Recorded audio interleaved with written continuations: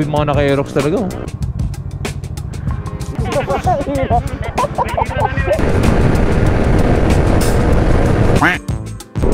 Ayan o. Ayan o. Nakita nyo? Oh. Oh, tayo.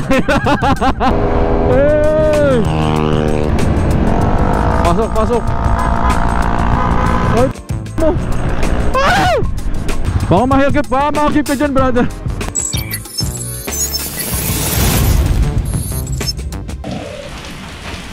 Hi guys. Kung kailan kayo may lakad, meron pa yung planong matagal na, dun palang uulan. Time check guys is 2:14 AM. Dapat ang meetup namin sa Shell Commonwealth mga alas 2, kaso grabe nga yung ulan dito sa south, so hindi kami makaalis ni KM. Pero by the way, samahan niyo muna ako sa preparations since today nga magkakaroon tayo ng North Loop. Ito yung ginawa kong preparation. Number 1, ito yung mga gamit natin. Sensya na medyo makalat. So, syempre may mga essentials tayo. Charger ng GoPros, intercoms, din lang ako na yung dalawa, battery ng GoPro, tapos power bank. Ito yung wireless, ito yung hindi. Ito yung 20,000 napaka napaka useful niyan. Tapos, syempre medicines. Nandito na. So ito pala yung gagamitin natin bag for our North Loop. So wala tayong top box and ayaw natin magpakabit ng top box. Sobrang nagkasya naman yung gamit ko dito. So itong bag na to is from 01 Moto. Big shoutout of course kay Boss Arch for having me this Shield motorcycle na bag. Kagandahan pala dito guys sa bag na to, meron na siyang gumuulan, meron siyang waterproof na cover. Pwede siyang ganyan mamaya. Ganyan siya. Tapos maganda sa kanya, meron siyang strap for para pwede siya maging backpack. Ayun, ito yung pang niya. Ito yung yung tail bag na tinatawag. So mamaya papakita ko sa inyo ang itsura nito pag nilagay natin sa motor. Yun lang naman yung ating preparations. For sapatos, chinelas, Pocari Sweat, essentials, tinapay, tsaka kape. Hindi ko alam kung makakapag-vlog ako during papunta natin sa Commonwealth, pero sana maging masaya tong North Loop na to. Sana ma-enjoy natin tong North Loop. First time natin gagawin to guys. And samahan nyo kami. Samahan nyo ako. Pagas muna tayo guys. Unang pagas natin sa ating North Loop. Siyempre pipiliin muna natin medyo murang-mura. Time check is 4:33 AM ng Monday. Pagas muna tayo. So for our first full tank guys, ang ating konsumo ay yun, 300 pesos guys, 5 liters. Saan natin aabutin. Reset natin tong drip A guys, para mag-reset din yung average consumption. Ang kasama natin pala ngayon, kasama natin si Ninong Elonsky, si Dodi, tsaka si KM Motovlog. Kikitain lang natin saglit si Dems sa ibandang Bulacan. Tapos yun na, dire-diretso na tayo. And guys, so si Ninong Elonsky naka-shield din na na tail bag from 01 Moto. So pares kami, ayan ay gago, sorry. Ayan so ito yung itsura pagka hindi pa siya sobrang sagad. Tapos ito yung itsura pag sagad. So sobrang laki nung difference ng, sabihin ko ba, pwede mo pa siyang pwedeng damihan yung laman. No. Ito pang ito pang Philippine loop na ata ito eh. 5 days na tayo. 5 days? 5 days na lang. Ginawa mong 10 days. Baka may ikutan pa eh. Baka may ikutan pa? So ito yung normal na pang 5 days. Normal na bit-bit ko lang compare mo sa kanya. So pares na bag lang yan. Baga pwede mo isagad na may zipper dito para nasasagad mo. Ayan So kumbaga yung bag niya na maximize niya sa atin, sakto lang. Pabibili nyo to sa 01 Moto dahil sa 01 ikaw number 1. Yo!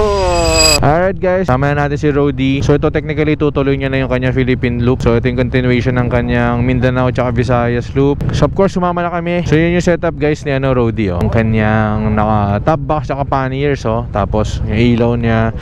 Yun nga lang, this time naka TRC na siya na front suspension tsaka rear. Sana all. So this is it guys, let's go! Medyo titipirin lang natin yung mga clips kasi 64GB lang yung dala natin. Pero sabi ni Kay, papayramin daw niya ako pag nagkulang. Ayan by the KM Motovlog. Current mileage natin sa ating dash is 6,500. I'm aiming na medyo pagbalik natin ng Manila nasa 8,000 to 9,000 kilometers. Tingnan natin. So matinding servicing to pagbalik. But one thing is for sure, sobrang worth it ng mileage na madadagdag dito sa motor natin. So Lord, ingatan mo kami sa aming North Loop.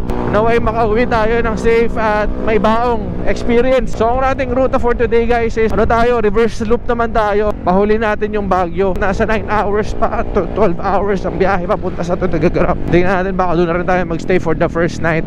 Parang sakto lang yung motor natin dito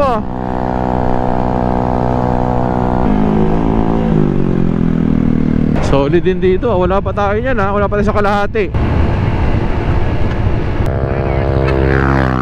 Grabe mga naka-Aerox talaga Hoy, wag kang traidor. Marap ka. Banatan mo, Rudy. Banatan mo. Baka natatakot ka. Ito ba to?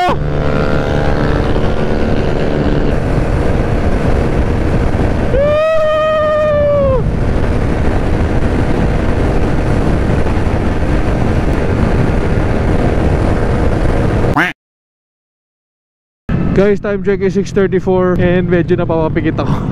Naantok ako. Hanap muna tayo siguro magkakapihan. Naantok tayo. Huwag natin pilitin. Mahaba-haba pa biyahe natin, guys. Pag mga ganito talaga, lalo na yung tipong excited ka sa biyahe nyo, syempre ang tendency hindi ka makakatulog. Putik, babawian ka naman niya sa biyahe nyo. Kaya pag ganyan, make sure lang na talagang you have enough sleep. Pero kung wala talaga, you can always have stopovers naman para makapag-regenerate ka ng lakas mo. Bro, kape lang siguro. Tignan natin kung kaya-kayanin sa kape pag hindi dip tayo. Okay lang yan. Wala naman tayo inahabol ng oras. O kaya kailangan kailangan nakakausap ko kayo para magising ako. Nag-uusap-usap naman kami sa intercom gamit yung Fritcon. Pero may tendency kasi na naririnig ko lang sila, tas ako tahimik lang. Inaantok na ako. Woo! Welcome to Nueva Ecija. Guls kay Dennis, pag may nakakasabay kami mga nag-ride, tinuturo siya. Pares. Utol. Pikit ako. Tayo sa tabi ng kalsada, guys. Feeling madami-dami tayong dadaan ng ganito. Pares lang yun, medyo na-recharge tayo. Kumain muna tayo saglit ng pares. Nanibago siguro tong dalawang magkapatid na to sa amin. Kasi sanay pala tong mga to na tumatakbo ng 2 hours, 3 hours bago magpahinga. Kami kada 30 minutes gusto magpahinga. Magkapatid sanay na sanay. Sorry kami namin. Okay, 5 days namin na projected na araw ng Eve North Loop. Maging 7 days, 10 days Isa kanila nga 15 days ba o almost 10 days lang nila kinuha yung Mindanao tsaka Visayas Loop. Titindi tong magkapatid na to Pero big shoutout sa mga taga Gapan, Nueva Ecija. First time ko po dito sa bayan nyo. Ganda-ganda dito. Pag dito nga lang banda guys sa lugar na to, ang daming ginagawa. Daming ganyang lubak nakakatakot. Kaya pagka hindi ka sanay sa lugar, dandahan ka lang kasi di mo alam mamaya napapadaan ka na dun sa malalalim na lubak. Tapos talaga ball race mo.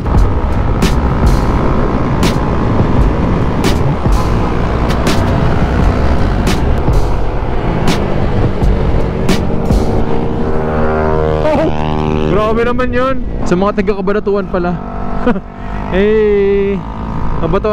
Cabanatuan City na tayo, guys.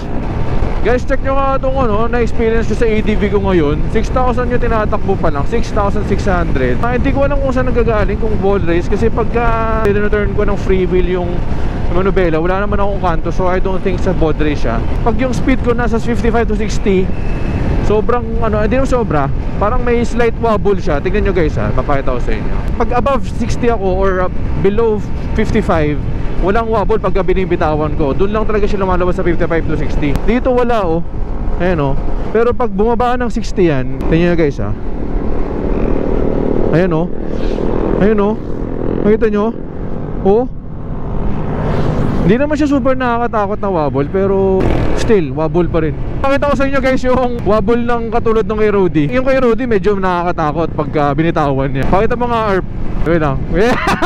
Ang okay ang puta. Cool talaga sa'yo. Ayun na, may naghabol na naman sa'yo, Dominar, Arp.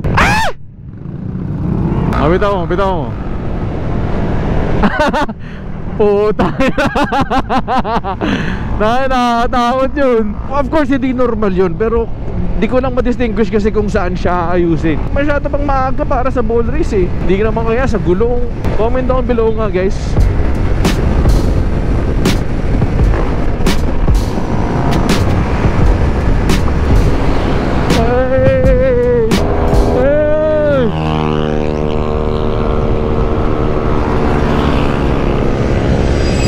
Magagandang kalsada na gusto ko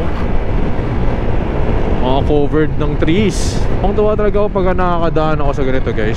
Sana hindi ito putulin katulad ng ginagawa sa iba. Sa iba pinuputol Time check guys is 9 o'clock. Pupunta na tayo tuloy-tuloy na tayo ng Isabela to Tagaraw. Based sa mapa, mga around 7 hours pa lalakbayin natin. Welcome to San Jose City. San Jose City, Nueva Ecija pa lang. So right now guys, yung nakakabit na panggilid natin, ang setup natin dito is yung naka-Daytona tayo na clutch shoe, center spring and clutch spring na 800 RPM, tapos JVT lang na pulley set, tapos 17 grams pa rin. Stock torque drive, stock bell na may groove. So yun yung gumagana sa atin. And so far so good. Tumaas yung natin, yung fuel consumption natin, and hindi naman siya nabibitin sa takbuhan. Nakakasabay-sabay pa naman tayo. Tano. Dito tayo guys sa bundok daw ng Nueva Ecija ba to? Pero in fairness, ang ganda ng twisties dito. Ganda ng daan.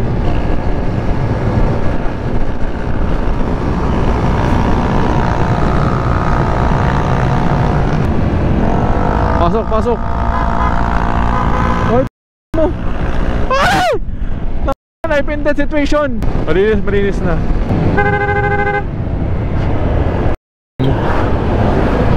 Ganda ng kasada dito, game.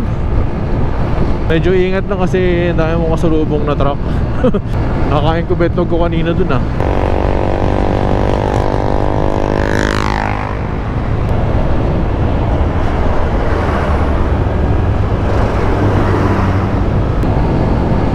Wow! Woohoo! Sarap!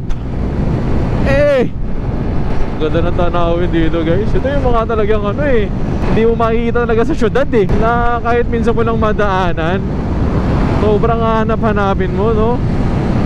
Kaya ito yung sasabi ko na worth it yung yung ganitong trip. Ngayon pa lang nag-i-enjoy na tayo guys, no?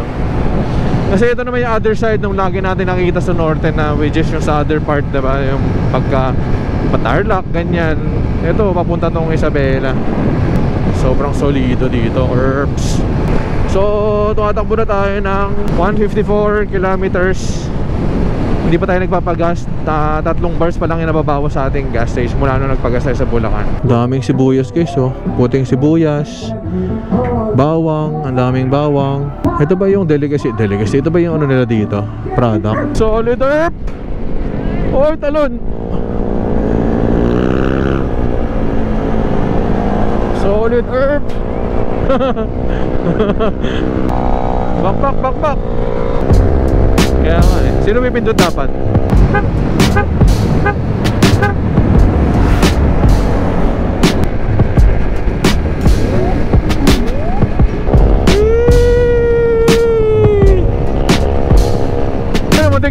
Muntik na.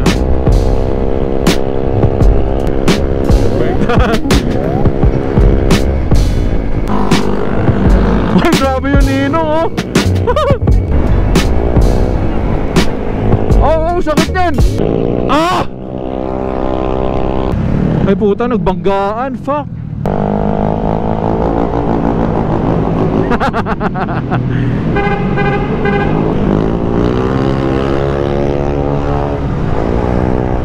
So paggasan tayo ulit. Meron ba tayong 2 bars? 2 bars pa natira sa atin, pero paggasan tayo baka meron na tayong magpapagasan. So pangalawang gas natin guys, 350. Nakaka 650 na tayo sa gas natin. Pero matipid pa rin siya guys, kasi yung mga kasama natin nakadalawang paggas na tayo. Isa pa lang ulit. Tignan nyo guys yung bundok, ang kinis. Ang ganda, lupit, Ito yung nakakayak nakakayak yung ganito, Ay! Alright guys, time check, 2 PM. We just had our lunch dito sa Santiago's restaurant. I think we're 1 hour away from Isabela and 3 hours away, 2 hours away from Tuguegarao. Ang dami namin stopover guys, kasi talagang hindi biro yung haba ng biyahe, tapos wala pa kaming tulog, di ba? So nag power nap na lang din kami dito. Yan naman yung sabi ko sa inyo, pagka hindi kaya, huwag pipilitin. And as long as wala namang hinahabol ng oras, dapat chill lang din. Palagi yan, safety is our priority guys. Grabe yung sikat nito ni Rody. Ang daming nagpapapicture. Nice. Solid, may nililigo pa sa baba, May gusto ko ma-experience yung ganyan, nakakaligo sa ilog. Solid, So kada stopover guys, nakapag-assess tayo ng nasa 100 pesos. Siyempre bili-bili ng inumin, snacks. Nung nag-lunch tayo, gumastos tayo ng 150 pesos for the food. Ang overall budget pala natin dito sa North Loop na to is Nasa around 8,000 kasama na gas doon, sa mga pag-i-stayan natin. Siyempre kasama na yung mga basta overall na yan. Currently nandito tayo sa Nueva Vizcaya guys, and sobrang na-amaze ako sa daan. Bukod sa napakaganda ng pinakakalsada nila, parang ka nagbagyo na hindi malamig ganun. Pero still ganda.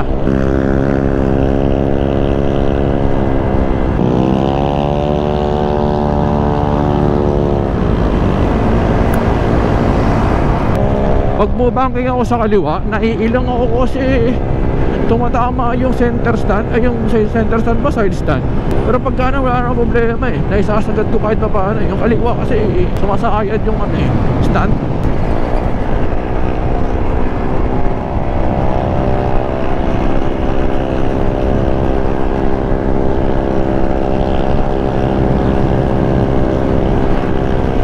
Kailangan natin medyo makapunta ng Isabela and Tuguegarao ng before maghapon, kasi sabi may mga nag-comment sa post ni Rodi na tuwing hapon maulan daw sa Isabela. Ano brother? Shoutout shoutout. Hoy! Baka mahagip ka dyan brother. Baka mahagip. Go. Welcome to Isabela. Time check 2:40. Nasa Cordon Isabela tayo. Ito na kayo sa Dalton. May daan po doon. Mabait ng mga pulis dito. Isabela Police Provincial Office, Cordon Police Station. Solid. Thank you. Ito na guys yung bayan ng Santiago City ng Isabela. Shoutout sa mga taga Santiago guys. Doon ang tricycle nila oh. May mga subscribers tayo dito guys. Brother. Oh sir, thank you. Ano na naiwan? Naubos na. Tatang rota. Tuguegarao. Haba. Sa ano ko lang to nakikita eh, sa textbook nung elementary ako. Doon ang bridge na to.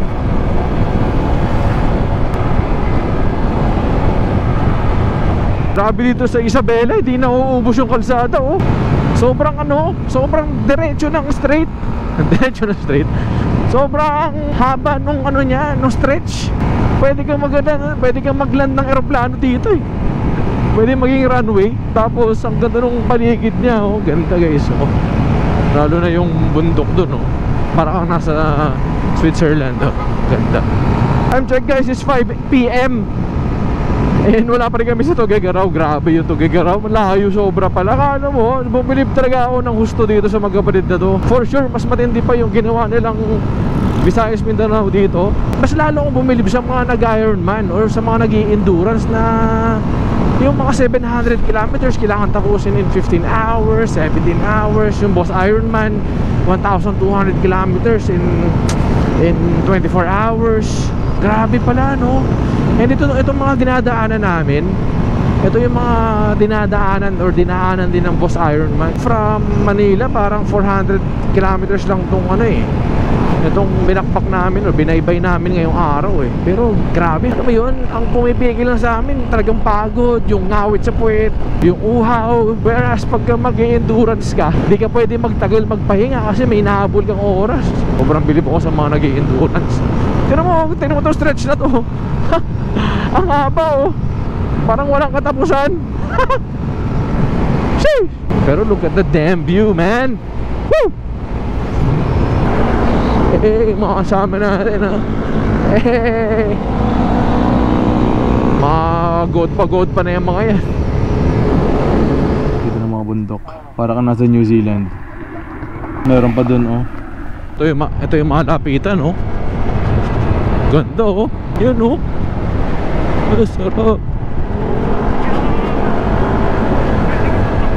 Welcome to Tuguegarao guys. Ang ganda ng bridge ito. Napakahaba daw nito.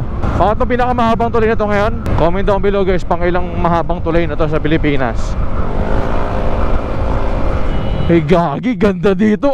Ito ating Cagayan River. Kundi nagkakamali. Ganda guys oh. Sabi nila pag ito daw, pag sobrang lakas or may bagyo, sobrang napupuno yan, sobrang nawawala yung mga nakikita nyo. Pero ang ganda niya pagka normal na araw, pagka maganda panahon. Touchdown. Ito yung mga motor namin. Ito yung mga itsura ng motor namin.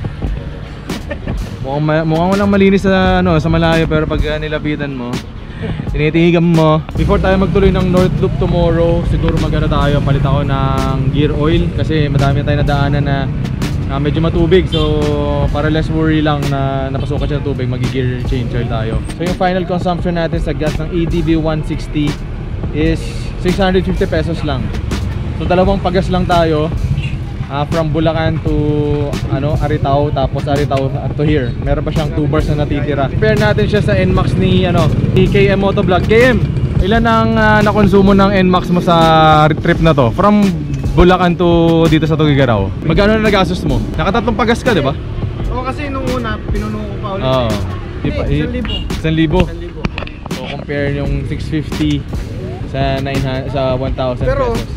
41 kilometers per liter ako. Pero 41 kilometers per liter. So tayo nag-average tayo ng 42. Pero sa kanya kasi naka-pipe, naka-remap. So abinado tayo na medyo mas malakas siya sa gas talaga. Pero di naman siya binite sa power. Tayo kasi stock ECU, stock pipe, talagang panggilid lang yan. So ito yung pinagmamalaki ng Garo guys, itong Pansit Batil Patong. Panis yung overload, yung ni Diwata. Panis. Sino So si Diwata? pangit. Pangit. Panis yung overload. Panis yung Diwata overload. Herb, pero sa herb, try mo bungkalin. Masarap yan, herb. Ito, sabaw. Ito sabaw na Ano mo ba yung gamot mo? Ano mo yung gamot mo? So meron siya guys, consists of ano ba to? Bagnet. Tapos Shanghai, parang longganisa or meatloaf. Tapos ano to? Shambulaklak, chicharon. Hindi, on hindi. Tapos may itlog siya guys. Ayan. Ayan, tikman natin. Alam mo naman sa vlog natin, lahat pinabanggit ni Mickey. Wala na tayong mabanggit. Puro mo lang ko yung herb. Ang lomi lang. Yung herb, pre. Hi guys, day 2 ng ating North Loop. Tayo sa Tuguegarao. Ganda ng probinsya vibes. So ngayon, tine-change oil lang ni Rody yung si Dagul. Dito pa rin tayo sa bahay ni Randy. Big shoutout. Sobrang thank you. Sobrang thank you sa pagpapatuloy sa amin sa first night. Sobrang solid. Di naman kami namahay. Sobrang welcome. Pinagkape pa kami ni Randy. Nandun sa loob si Randy. So yung mga next nights namin may bayad na. Ang next na pupuntahan natin din, Red Sun.